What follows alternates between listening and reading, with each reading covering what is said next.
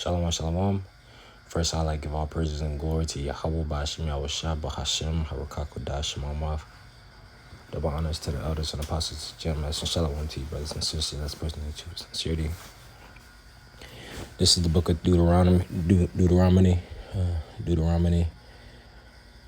28 and 15. And it says, "But it shall come to pass, if thou wilt not hearken unto the Lord, unto the voice of the Lord thy power, to observe to do all his commandments and his statutes, which I command thee this day, that all these curses shall come upon thee and overtake thee." So I was just thinking about this a second ago. Not even a second ago, but a couple minutes ago. And,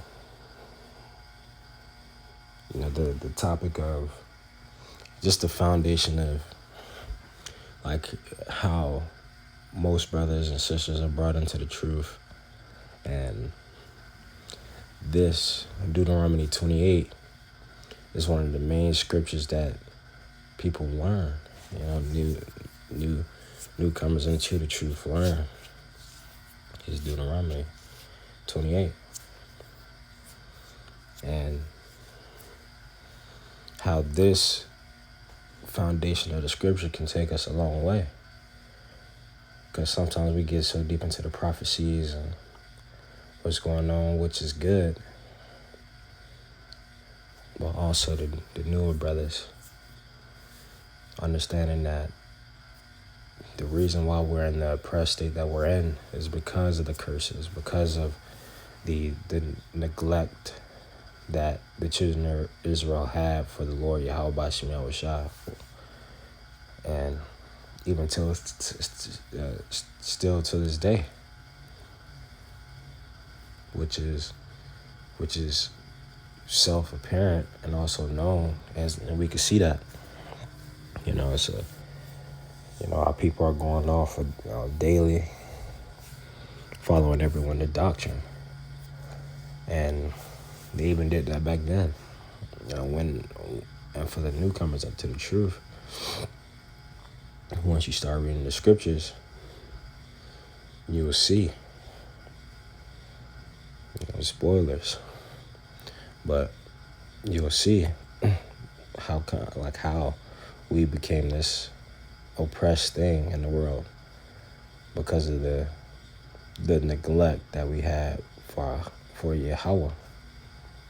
This is Deuteronomy 28. And I'm just gonna get some of these curses. Verse 63. "And it shall come to pass that as the Lord rejoiced over you to do you good and multiply you, so the Lord will rejoice over you to destroy you and to bring you to naught, and ye should be plucked off the land, whether thou goest to possess it."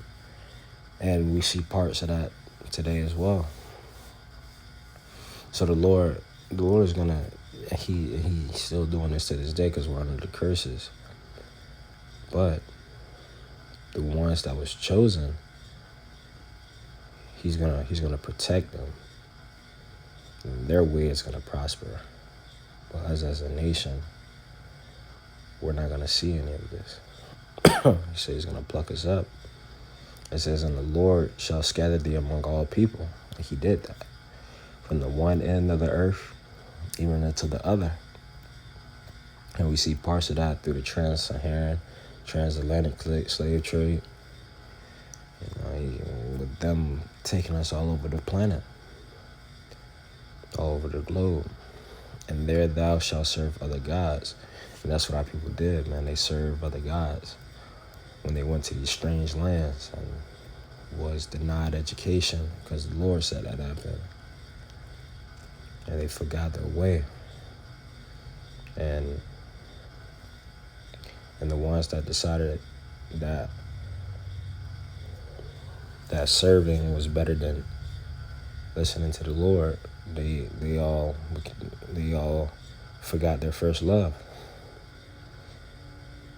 We all used to sing the songs, "Swing low, sweet chariot, coming forth to carry me home," like songs like those. And look at our people today, man. Our people today couldn't even quote, and they couldn't even tell you where that's even from.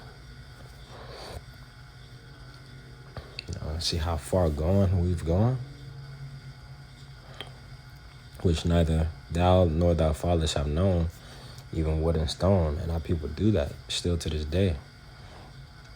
And among these nations shalt thou find no ease, neither shall the sole of thy foot have rest.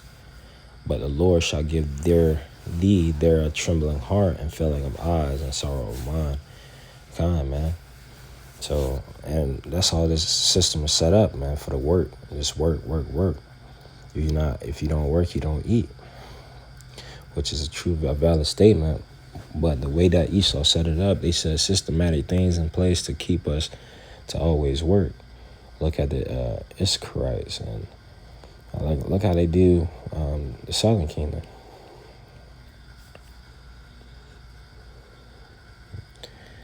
Treating the bywords they call them, and they're always working, man. Sometimes even 15-hour days, and with no rest, man. It's no rest, and it's giving it. He also said he was going to give us a trembling heart and failing of eyes and sorrow of mind. So we're not going to have ease in this place. Right? Because even if we go out driving, and we might have to worry about the police, or it could be something that could just fault our way, and then it's like we're in danger. Man, we're in hell right now. We're in America, the valley of the shadow of death.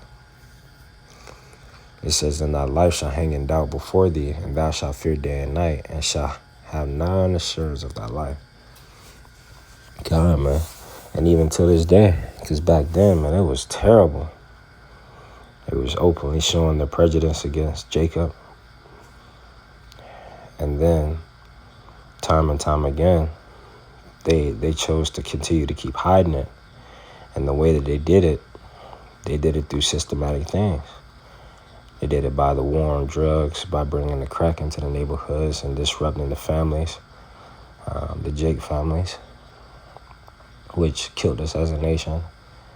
And then they used celebrities to influence the youth to become drug dealers, drug users and abusers. And even now, man, they're using what they call a young, and a young ninja to put this in the mind of kids.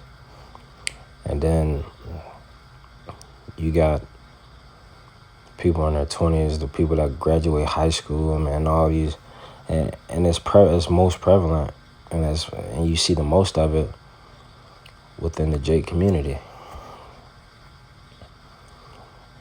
So we have none assurance of our life, because then that put a systematic, or that puts an image in certain individuals' head, i.e. Esau, because even back then they saw us as the issue, and they see us as the issue now. They never stopped thinking that way.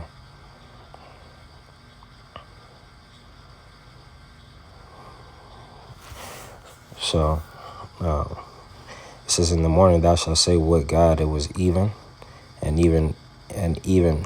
Slakia, and at even thou shalt say, would Yahweh it were morning, for the fear of thine heart wherewith thou fear, and for the eyesight of thy eyes which thou shalt see. And the Lord shall bring thee into Egypt again with ships. By the way thereof I spake unto thee, thou shalt see no more again. And there ye shall be sold unto your enemies for bondmen and bondwomen, and no man shall buy you." God, man, so that's a great point, because that's what the Lord did. And the foundation is of the scripture, when I first got into the truth, and still today, is that you wouldn't need ships. And this is people who try to debunk, saying that was around that time. Those people typically are unlearned, because they chose not to study into it. So the ignorance caused them to say things which aren't true. But the truth is of the scripture, you wouldn't need a ship to go from Israel to Egypt. That's walking distance. What this is referring to is, and for the newer brothers as well, you'll learn this later on once you can fully comprehend it. But usually whenever you hear it, it's going to fly right past you.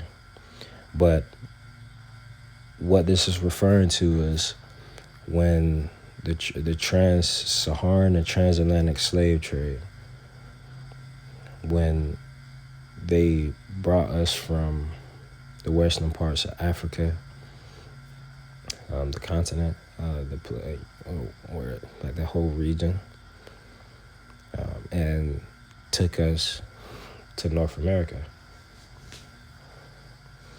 and that Egypt is representing bondage, and we were sold unto our enemies for slaves, man. And our enemies being these other nations. So any nation that's not a tribe of Israel is an enemy, according to the Lord. Because the Lord said, he out of the nations of people, he chose Jacob. And I'll also make a lesson expounding on that topic. But I hope this was edifying for the newer brothers and sisters, just to help you just learn the foundation. The scripture is something to put, just an arrow to put into your quiver. Shalom.